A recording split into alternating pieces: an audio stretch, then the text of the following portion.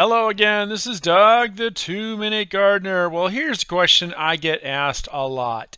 Should I do rock mulch or wood mulch for my new landscape? Now, mulch is really important to put down, especially this time of year before all the rains come, because that will help stop the weeds from spreading all over the place, especially young, small gardens like these where the plants have small root systems. You want to give them a little bit of insulation. So which one is better, rock or wood mulch? And we'll look at both, and we'll look at variations on both in just a second. So first up, we're going to look at some rock mulch examples. So with rock mulch, it's important to realize that it's about 4 to 6 times more expensive than wood mulch. So that's one of the disadvantages. One of the advantages is that it's not going to break down. You're not going to replace it. It's also easier to clean up. You can use a blower to blow the clippings off, and it's not going to break down. Now, there are a lot of different types of rock mulch out there, as you're going to show you in this video. So the nice thing about rock mulch is a lot of different variety of those types of mulches. As you see here, you have small little mulch like DG, and I'll show you some examples of decomposed granite being used as mulch, to crushed gravel, to pea gravel, all the way up to some big Mexican beach pebbles, which are really common here in California.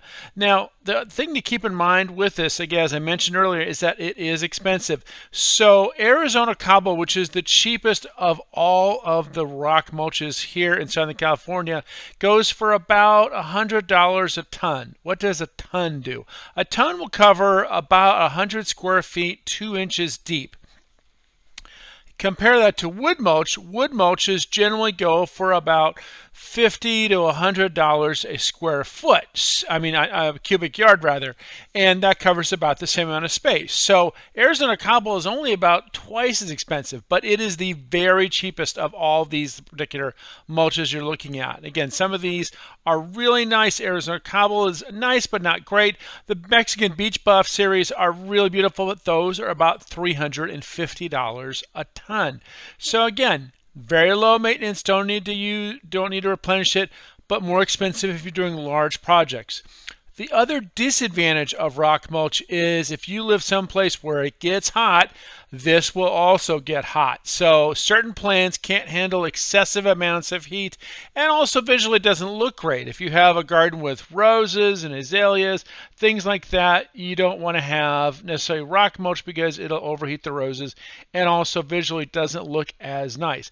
But if you have a succulent garden like this, and this is a newly planted succulent garden, it's going to fill in really nicely and complement the succulents really nice and be really low maintenance. As I mentioned, you can also do decomposed granite mulch, and it's kind of a nice way to also complement it and give you a nice look without needing replenishing. Finally, on the rock mulch category is a mulch called barkwood. Now, barkwood is what you see here. It looks like bark, but it actually is a rock mulch. It does not need replenishing, but it does look like wood mulch from a distance. It's a really wonderful new mulch. Not available in lots of places, but it is available off and on throughout Southern California. But it is expensive. It's about $600 a ton. So again, about 6 times the cost of wood mulch, but never needs replenishing. Really a nice looking type of mulch. And here it is again with this particular garden. It looks like wood mulch from a distance, but that actually is bark wood mulch. All right, so now let's talk about wood mulch. So wood mulch is very commonly used, a wonderful product, lots of different kinds of wood mulch. The advantage of wood mulch is that it will break down and help recondition the soil, and has lots of, and as well as being an affordable product. Again, anywhere from $50 to $100 a cubic yard, which again will cover about 100 square feet. And so it's lighter, it's more plant friendly because it does break down. It's cooler, so if you live someplace where it's really hot, wood mulch is a really good way to go. Now, the disadvantage, it does break down. You are going to have to reapply wood mulch about every 2 to 3 years, depending on the weather.